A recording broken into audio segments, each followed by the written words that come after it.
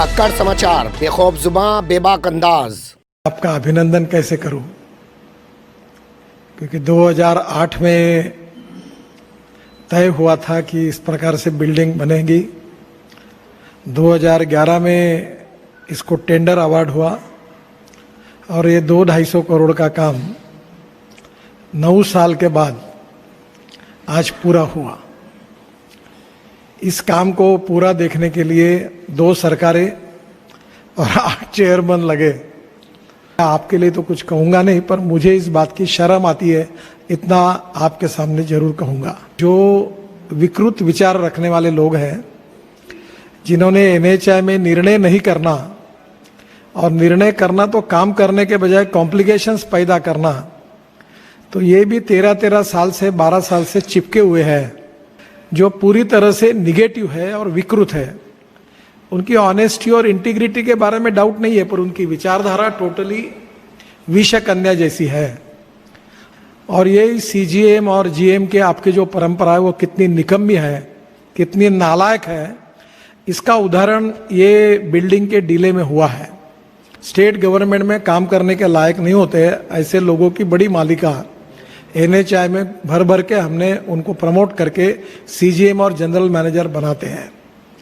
अभी तो मुझे पता चलता है कि मेंबर को पता ही नहीं है कि कहाँ क्या हो रहा है। एनएचआई के ये अकार्यक्षम, भ्रष्ट और निकम्मे लोग इतने पावरफुल है कि मिनिस्ट्री ने कहने के बाद में भी वो अपने निर्णय गलत करते हैं। अब मुझे रोड कितने किलोमीटर बनना है उससे ज्यादा ये यहाँ काम करने वाले कितने लोगों को टर्मिनेट, सस्पेंशन, उनके सीआर खराब किए मैंने, और कितने लोगों को यहाँ से हकाला, ये अब मेरे जीवन का टारगेट है। और मैं मिनिस्टर की पावर को भी जानता हूँ कि अब इनकी धुलाई करने में कोई दूसरा पर्याय नहीं है। तो हमको ये बिल्डिंग देखने के लिए 10 साल लगे, तो मैं क्या आपका अभिनंदन करूं। तो अभिनंदन करने के लिए भी मुझे शर्म आती है। हम लोग एक बहुत अच्छी ऑर्गेनाइजेशन है और हमारे ऑर्गेनाइजेशन में गधे और घोड़े बराबर हम लोग ट्रीट करते हैं। हमें भी देखना होगा कि हमारे काम के घोड़े कौन से और गधे कौन से हैं। तो मुझे लगता है कि मैं ऐसे नॉन परफॉर्मिंग लोगों के साथ काफ़ी तीव्र भावना इस समय व्यक्त कर रहा हूँ। कोई बिल्डिंग तो अच्छी दिख रही है, आर्किटेक्ट कंसल्टेंट ने अच्छा किया, वो भी शायद बीच में बदले थे, मालूम नहीं क्या हुआ, पर मेरा पूरा मत बना है कि 80% डुबाने का काम तो तुम्हारे सीजीएम और जीएम ने किया है। और मुझे ये भी पता है कि जब रिपोर्ट मांगेंगे तो कंसल्टेंट के नाम पर और कॉन्ट्रैक्टर के नाम पर, और वो एनसीएलटी गया करके, तो वो एनसीएलटी तुम्हारे कारण ही गया। तो ये इस प्रकार के जो लोग नॉन परफॉर्मिंग, डिसीजन न करने वाले, टोटल निगेटिव, और ये कमेटियां बना कर कोई निर्णय नहीं करना और डिले करना, इस प्रकार से जो बैठी हुई सिस्टम है इसको आप डिमोलिश करो। और एनएचआई के प्रति सरकार ने, अपने मिनिस्ट्री ने काफ़ी रिफॉर्म स्वीकार किए है। लीलानंदन जी को बताया था, वो रिपोर्ट दे के भी मुझे गई है, और उसके बाद भी वो रिपोर्ट को इम्प्लीमेंटेशन करने के बारे में कोई इनिशिएटिव नहीं लिया गया। और अभी एक की बातें जो आती है अभी धीरे धीरे ध्यान में, तो एक एक बातों में बहुत सी गड़बड़ियाँ भी होती है। मैं ग्रास रूट पर काम करने वाला हूँ, इसलिए मुझे क्या नीचे में होता है ग्रास रूट पर इसकी काफ़ी जानकारियाँ रहती है। और इसलिए transparent, time bound, result oriented, qualitative और करप्शन फ्री स्मार्ट ऑर्गेनाइजेशन, जिसकी टोटल सिस्टम कंप्यूटराइज हो, ई गवर्नेंस हो। अभी भी कोई भी काम के लिए किसी भी मेंबर को फोन करो तो मैं वो बोलता है मैं देख के बताता हूँ।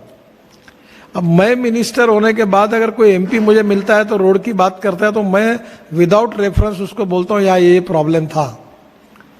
तो कम से कम मुझे इतनी जानकारी हुई है तो मेंबर को क्यों नहीं होती है, मुझे आश्चर्य लगता है।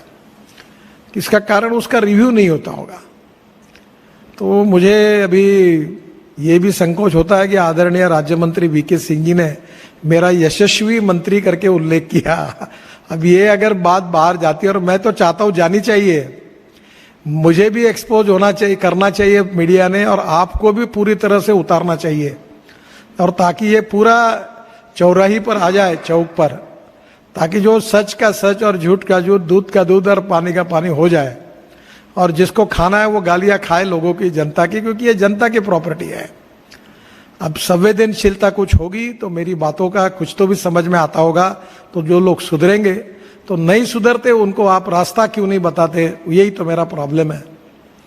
और इसलिए मैं वर्तमान चेयरमैन को इस बात के लिए अभिनंदन करूंगा, धन्यवाद दूंगा कि उन्होंने 8वें वो भाग्यवान चेयरमैन है कि उन्होंने कम से कम इस काम को पूरा किया है। वो जो 7 चेयरमैन गए उनका दोष के कारण उनको मैं कोई टिप्पणी उनके ऊपर करूंगा नहीं, ना उनका कोई दोष है, और आलोक कुमार जी पर नहीं करूंगा। पर एक बार उनसे मैं अनुरोध करूंगा कि इसकी हिस्ट्री 11 साल की वो बराबर लिखकर एक किताब तैयार करिए, और जिन्होंने डिले किया उनके फोटो भी लगा दीजिए वहां। जिन्होंने निर्णय नहीं किए, डिले किया, इतने दिन नकारात्मकता रखी, उनके रखिए, ताकि ये भी एक केस स्टडी करके जनता की अदालत में जाए, क्योंकि आखिर हम सब लोग मालिक हमारी जनता है, वी आर द ट्रस्टीज।